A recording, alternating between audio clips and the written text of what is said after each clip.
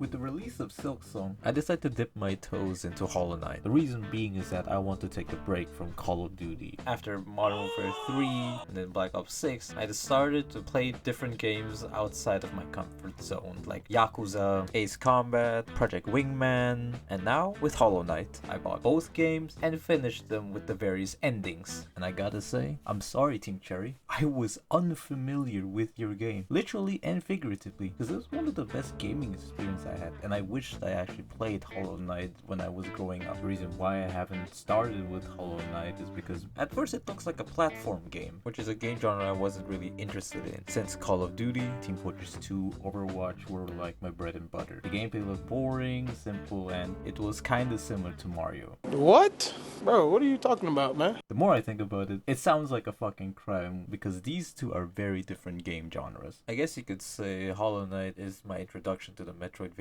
genre. I know I'm a bit late with the whole Hollow Knight and Silksong discussions, but with the new DLC for Silksong releasing soon, I want to talk about my experience on both games from someone who mostly played Call of Duty, TF2, and other FPSs growing up. Also, massive spoilers for both games. This video is not an in-depth lore video about the lore of both Silksong and Hollow Knight, but if you're interested about the lore, I highly recommend these two videos from Mossbags. I'm gonna start with the lore and world building. For a 2D Metroidvania, the world building is surprisingly deep, and every region has a unique way of telling a story with the environment. One example would be Bylewater. This region was once lush with greenery, fauna, and full of life, until the Citadel turned Bylewater into a swamp due to the pollution that it generated, which affected the native inhabitants of Bylewater. The Citadel is a holy place, where pilgrims make their pilgrimage to reach the summit of the Citadel, and on that summit lies Grandmother Silk, the pale monarch and Farloom's source of silk.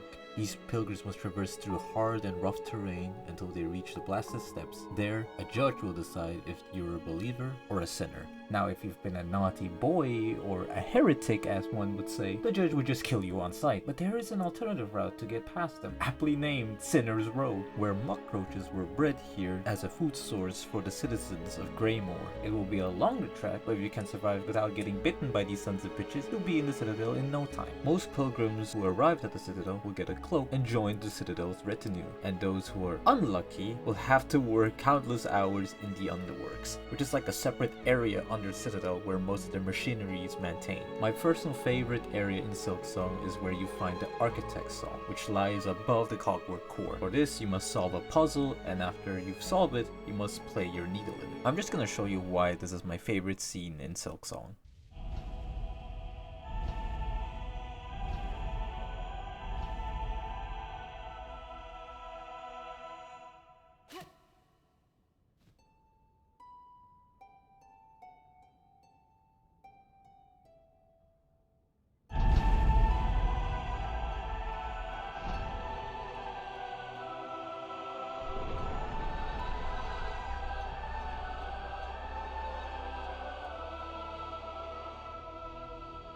After you play your needle in, this music starts with only 6 statues singing, and then when their verse is done, another group of statues behind that start singing, and then another and another. It starts up into like this beautiful orchestra, which genuinely gave me goosebumps. This theme is very different to Hollow Knight's kingdom, Hallownest. It was once a thriving kingdom ruled by the Pale King. He was a higher being, but decided to rule over the bugs of Hallownest. Now, most of them were on board about the Pale King's rule, but others were a bit skeptical. One of those people lie in the Fungal Waste, home of the 2 clans, the Mushroom Clan and the Mantis Tribe. While the Mushroom Clans were on board with the king, the Mantis Tribes were not a fan of the king. No, they were a bit sus. So, after a brief war with the Pale King's forces, the king decides to negotiate with the tribe. They will have a truce with one another and be somewhat quasi-independent from the king, and no one will visit the tribe's territories uninvited. In exchange, the tribe's job is to keep anything that comes from Deep Nest away from the kingdom.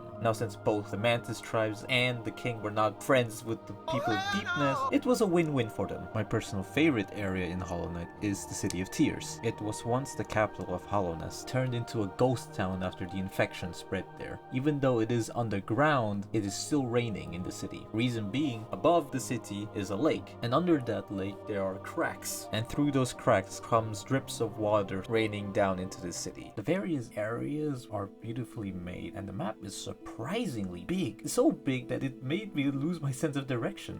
I always have to look at the map just to be sure if I'm going into the right areas or even the right place. Even with the compass, I get myself lost. In some parts of the map, you could find various lore tablets about the region or history about the kingdom's past. And some regions of the map can get very creepy, from the dark cave systems of deepness to an incinerator in the citadel with a bunch of bodies on it. Yeah, but with all this walking and even running through these areas, it can get a little bit boring. So why not have a living being transport you to your location a la My Neighbor Totoro style? In both games you can unlock various fast travel stations. There you can call in the stag, the bell beast, you just need to select the station you want to go and they will transport you there. Now, not every region has a station, so you have to stop at a different station and you have to make the rest by foot. The more you explore the various regions, you can unlock new areas, new shortcuts, collectibles like health and weapon upgrades, charms and tools to play with, like movement items that can let you jump on walls, a double jump, dash ability, or spells to use against your ops. In the Hollow Knight, you have spells that can be upgraded to their void variant and various charms can use. Though there is a limit, but you can increase the limit by buying charm notches. Now you can also overcharm yourself, but I don't recommend it since it will make everything feel like Silksong's debut release. In Silksong, you have tools. Some of these tools can be used against the various bugs or giving you a temporary buff, like the Shuriken, the Power of Zeus, the Tron Disc, and my favorite one, the AK-47. For these tools and charms, you need to either buy them or find them through exploration. In Hollow Knight, most enemies drop Geo, the game's currency. Meanwhile in Silksong, only the pilgrims, as far as I know, they drop rosaries. Most enemies just drop shards. With these shards, you can replenish your tools back to their full capacity. I kind of find it funny that in Hollow Knight, everything drops Geo. You basically never run out of money. Meanwhile in Silksong, you're basically broke as fuck. Sure, you can farm the enemies in Citadel and they drop rosaries, but it's gonna take some time to get this much money. Sure, there are other ways like finding a Geo vein, a rosary string, finding chests, but they're very rare. I just find it funny that in Hollow Knight, you're basically like a millionaire. And then in Silksong, you're just fucking broke. The gameplay mechanic that Silksong added are crests, which are different playstyle Hornet can unlock. They have various slots for either tools or your silk abilities. Depending on your playstyle, you can mix and match which crest and tool you want to use until the end game. And some specializes on various things, like the Shaman crest has 3 slots that could be used for your silk abilities, and then there's the Architect's crest, which has 3 slots only for your tools. The crest not only changes how you add or use your abilities, but it also changes your fighting style. You start off with Hunter's crest. Every time you attack downwards, the attack is at an angle. The Reaper's crest, if you activate your heal ability, every time you hit an enemy, an orb of silk will appear, and if you pick it up, you get silk to use either your abilities or to heal up. The Wanderer's crest is basically similar to Hollow Knight's fighting style. You attack faster, but you have shorter range. The Shaman's crest, every time you strike, you get like a projectile, but it's very short range. And then the Architect crest turns your needle into a drill. Now during my first playthrough on both games, I barely, if not rarely, used my spells, silk abilities, or even my tools, because I just don't like wasting my resources. If I have a full spool of silk or even a full soul orb, I'm not using them for my abilities. Just in case I get damaged during a boss fight, I'm gonna use that for healing, which is very counterintuitive. If I did use the spell and silk abilities, it would have made the boss fight easier. The combat mechanic is actually pretty simple. In Hollow Knight, you slash in 3 different directions, up, down, and sideways. In Silksong, you got the same directions, but the down attack here is angled. Depending on the crest, it will change the downwards attack. With the down attack being angled, platforming with that was a bit difficult. Trying to master them, it took some time. After dying at the various platforming sections and finally changing a crest, it was a cakewalk. And with this simple control scheme, Team Cherry decided to spice up the movement game a little bit. One example would be pogoing, where you strike above a hard object like a spike or an enemy to gain airtime. In Hollow Knight, there's the Crystal Heart, which gives you like a super dash ability. If you see a long hallway, you just activate the Crystal Heart and then you'll be out of there in no time. In Silksong, you finally have a functioning sprint ability and a grappling hook style attack, where you can either use it against your enemy or using them at the various platform sections. The progression in Hollow Knight was not really clear to me. The only way I could feel that I'm not prepared for this area is getting my ass beaten multiple times and noticing that my weapons deal the same damage as shooting someone with a Nerf gun. Now in Silksong, the progression here is more streamlined with a quest system and a quest board. They also split the game into various acts. Now this has helped me a lot when it comes to progressing through the story and to show like what are my goals. You get money, spools, and a mask to upgrade your health or increase your silk spool. The one thing I didn't like about both games is the backtracking and the runbacks on various bosses. Sure, backtracking is a core mechanic in Metroidvanias and it's more like a balancing thing to not make your character overpowered this fast, but the runbacks on some bosses were very annoying to traverse. I struggle with various bosses and these bosses had the worst runback like Grohl, the Last Judge, Mantis Warriors, Traitor Lord. If you don't find a bench in that area and then you get your ass whooped, you're gonna have to walk your ass to that location until you beat them. Especially in the early game, and depending where you're gonna fight this boss, you must either fight through enemies or go through the platforming section, or even both. Bywater is the worst offender of this. This shit's like Nurgle's ass cheeks, man. During your exploration, you can find various NPCs throughout the kingdoms. They can be warriors that travel far, or they can just be simple bugs living in the kingdom.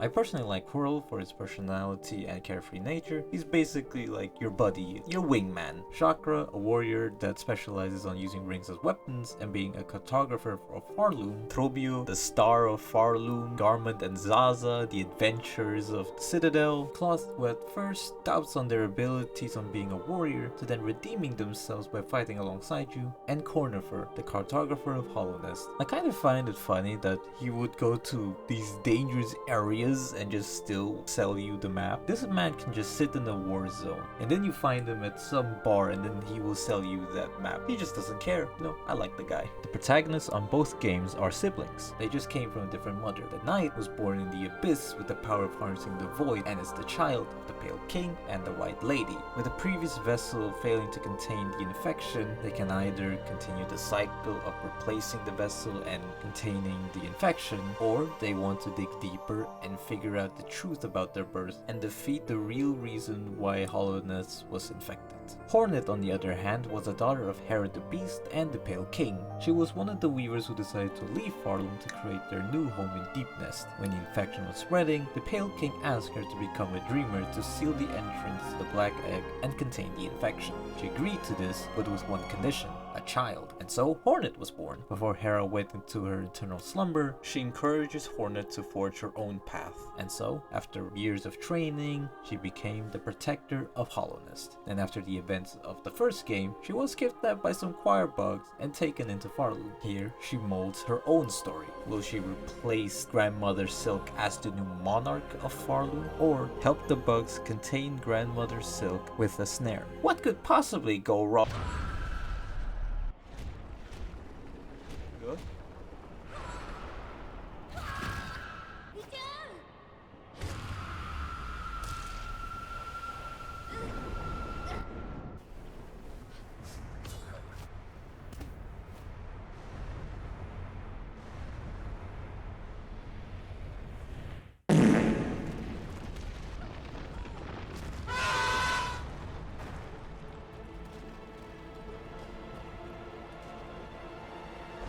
Oh, well, the Void is now in Farloom. This game has also a lot of tragic characters, like the Hollow Knight itself. To make this not confusing, the Vessel is the character that you play in Hollow Knight, and the Hollow Knight itself is the final boss. The perfect vessel, created by the king, is struggling to contain the infection. The Green Prince, once a ruler of the Kingdom of Verdania with his partner, but as the Citadel was knocking at their doorstep, his partner decided to sacrifice himself to save the kingdom. However, this did not last, as the kingdom would wither and be forgotten. The higher beings like the Radiants. After the Pale King arrived to Hollownest and expanded his influence, the Moth tribe turned their backs on her and worshipped the king. And so she was forgotten and turned into legend. And as an act of revenge, she infected the bugs of Hollownest and the kingdom slowly dies. The Pale King itself, sacrificing his children, born of void, to create the perfect vessel to contain this infection, only for him to see his kingdom crumble and him dying on his throne. Grandma Mummy Silk, the pale monarch of Farlu,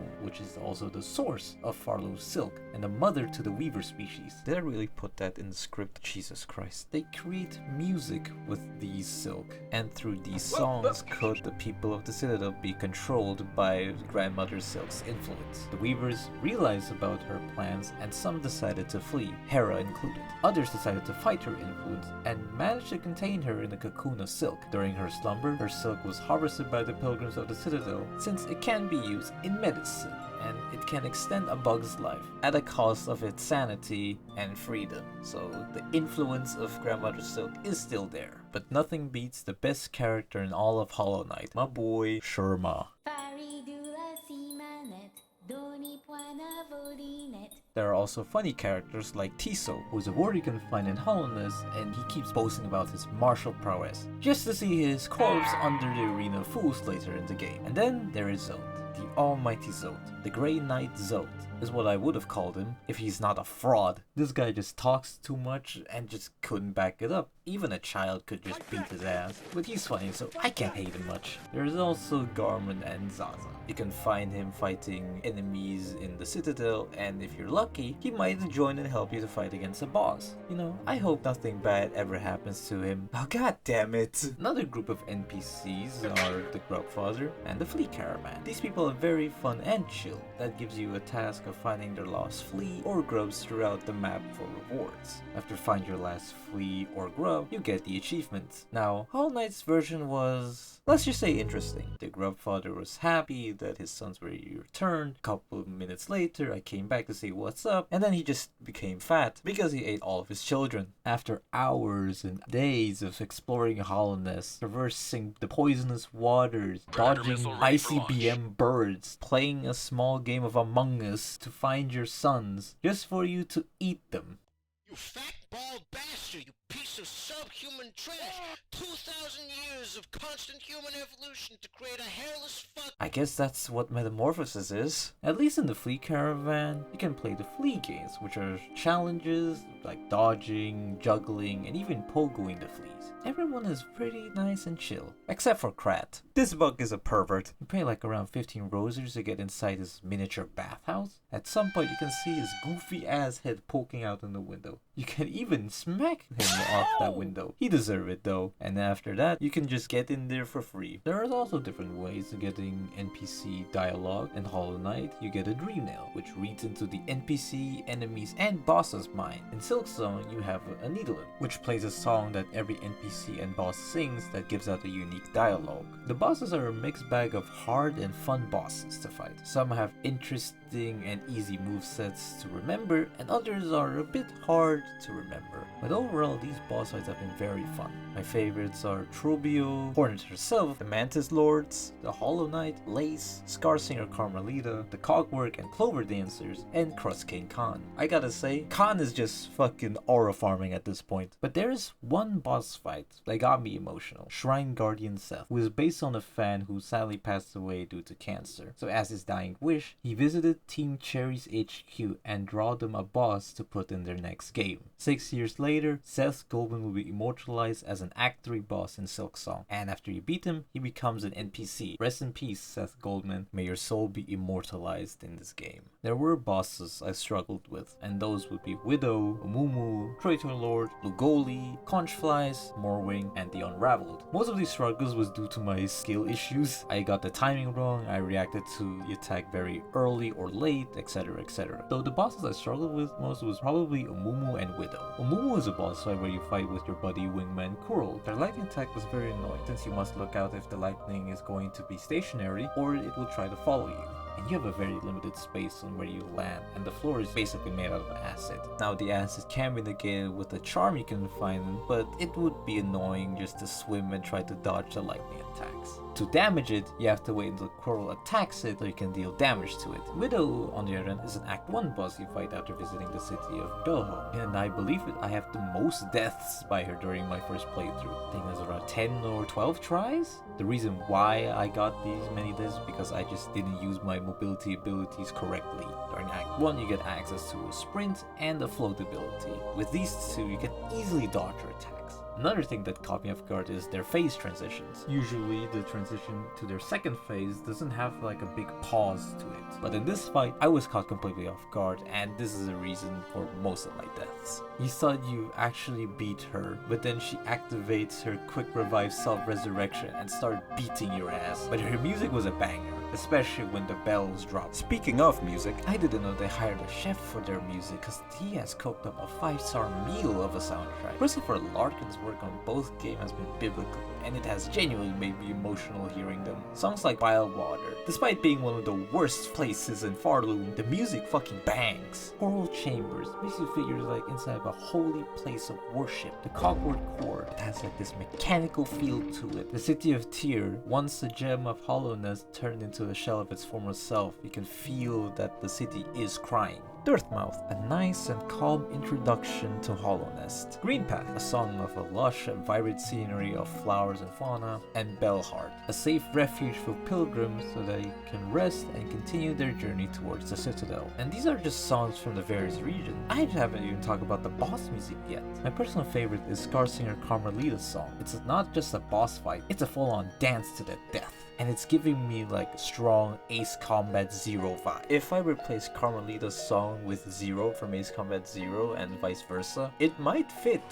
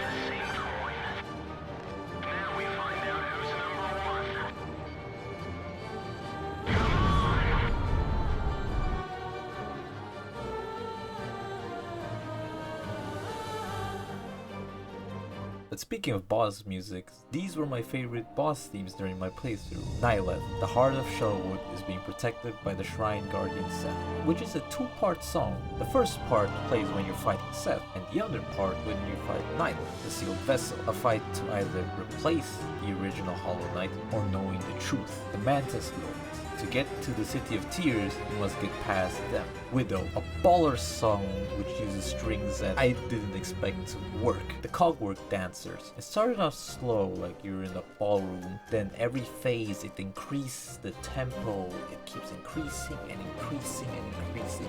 And then at the final phase, the song slows down, giving this depressing feel and tune to it. Nightmare King Grim, this song fucking bangs. The original one was okay, but the Nightmare version was Trobio, the star of Farloom, performing on the stage of the Citadel. You know, it's a very, like, something you would play in a stage. The Radiance, the final journey to save Hollowness from the infection and lost Lace. The daughter of the Pale Monarch was infected by the Void, and it's your job to get her out of this Void-driven form. Songs like City of Tears, Bilewater, Nihileth, Scarsinger Carmelita, these songs got me very emotional just by hearing it. The last time a song got me this emotional was Ace Combat 5's Journey Home, especially the radio one, Prelude and Sessions from Ace Combat 4. Now what would be my verdict? It was a blast playing these games, man. The gameplay and movement are very simple, but you can use spells and tools against your opponents, and even using the environment to traverse tricky spots all over Farloom and Hollowness. The boss fights are fun and enjoyable, though the runbacks on some of the boss can be very annoying, and the music was just fucking biblical. even almost brought me to tears. Overall, it was a good experience, and I do hope that the new Silksong DLC is gonna be good. Getting new areas to explore, maybe new music, new enemy types, and new bosses coming out soon. So I'm very hyped for that drop. Now, if you haven't tried out Hollow Knight, I would recommend them. So yeah, that's pretty much it I want to talk about. My experience with Hollow Knight as a Call of Duty fan slash FPS fan. I'm glad that I give Hollow Knight a fair chance to try out. I just wish I played it earlier. And with this, I just decided to try to play other indie games like Nine Souls and also Outer Wilds. I heard these are pretty decent games, so I'll give them a shot. So yeah, I hope you guys enjoyed this Yap session about Hollow Knight. And if you enjoyed these type of videos, I hope you'd leave a like and subscribe for more content like this. I have some other scripts planned, like I want to talk about the Yakuza series, how I'm enjoying it. I want to write something about Ace Combat and the upcoming Ace Combat game this year. I'm still hyped for that one. And then when I'm done with other games, maybe a video about Nine Souls and even Outer Wilds. But that's something in the future. So yeah, I'll see you guys next time. And if you haven't tried Hollow Knight, you should try it.